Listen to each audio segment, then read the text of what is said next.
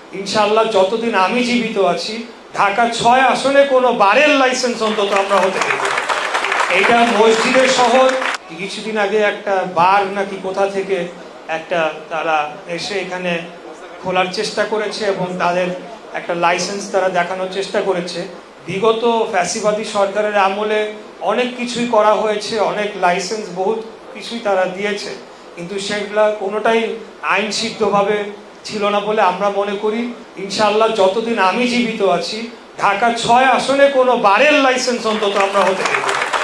এইটা মসজিদের শহর বলে আমরা জানি, ঢাকা শহর হলো মসজিদের শহর। সেটাকে আপনারা এখন বারের মদের শহর বানাবেন, যেটা বিগত ফ্যাসিবাদী সরকারের আমলে শত শত বারের লাইসেন্স তারা ঢাকা শহরে দিয়েছিল। এরকম বহুবার আপনার ঢাকার অন্যান্য এলাকা, আমি এলাকাগুলোর নাম বলছি না, বা আমাদের এলাকার বাইরে এরকম অবৈধভাবে গড়ে উঠেছে। তো এটা তো হতেই পারে না, এটা কোনোভাবে আমরা হতে দেব না। এবং এই বিষয়ে যে উচ্ছেদ অভিযানটি চালানো হয়েছে সেটাই সঠিক। আমি পরবর্তীতে আইন শৃঙ্খলা রক্ষাকারী বাহিনী সংশ্লিষ্ট থানাকে যথাযথ নির্দেশনা প্রদান করব এবং এই ধরনের মনোভাব বা ইচ্ছা যদি আরো কারো থেকে থাকে তাদেরকে এখনই আমরা সাবধান করে দিতে চাই। আপনারা ভুলেও অন্তত এই এলাকায় এই লাইনে হাইটেন না, তাহলে আপনাদের জন্য সমস্যা তৈরি হবে। শুধু না, আপনাদেরকে নিঃসন্দেহে জেলের ভাত খাওয়ানো হবে, জেলে পাঠানো হবে।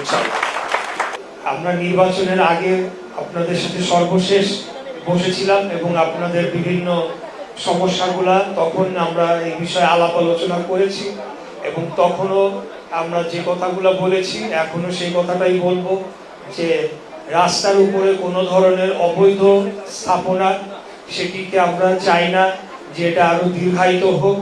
এবং ইতিমধ্যে যে উচ্ছেদ অভিযান চালানো হয়েছে সেটা সঠিকভাবেই চালানো হয়েছে এবং যথার্থভাবেই চালানো হয়েছে। এই বিষয়ে আমি নির্বাচিত হয়ে আসার পর ঢাকা ৬ আসনের সংসদ সদস্য হিসেবে আমাদের এই সংশ্লিষ্ট যে কয়েকটি থানা রয়েছে সেই থানা যে ঊর্ধ্বতন আইন শৃঙ্খলা রক্ষাকারী বাহিনীর যারা কর্মকর্তারা রয়েছেন তাদের সাথে আমরা আইন শৃঙ্খলা পরিস্থিতি নিয়ন্ত্রণে আনার এবং স্থিতিশীল রাখার জন্য একাধিক মিটিং করেছি এবং সেই মিটিংয়ে স্পষ্ট নির্দেশনা দেওয়া ছিল যে কোনো ধরনের অবৈধ স্থাপনা যেটি সাধারণ জনগণের চলাচলকে বিঘ্ন করে এবং রাস্তায় যানজটের কারণ হয়ে দাঁড়ায় সেগুলোকে অবশ্যই উচ্ছেদ করতে হবে এবং সেটাকে স্থায়ী রূপ দেওয়ার জন্য, যেটা আপনাদের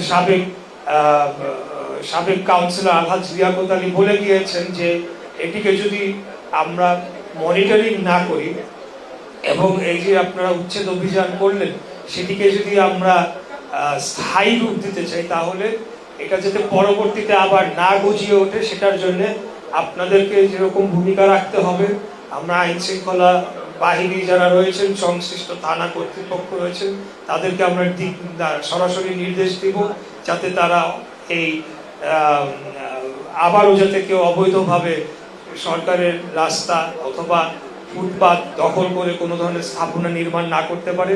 আমরা যে কথাটি বলছিলাম যে আমরা অবশ্যই যারা এই ছোট ছোট দোকান বা ভ্রাম্যমান দোকান, যদি আমরা বলি ভ্রাম্যমান দোকান করেন, তাদের প্রতি আমরা সহানুভূতিশীল। অবশ্যই তারা দরিদ্র জনগোষ্ঠীর অন্তর্ভুক্ত এবং তাদের বিষয়টি আমরা মানবিক দৃষ্টিকোণ থেকে দেখব।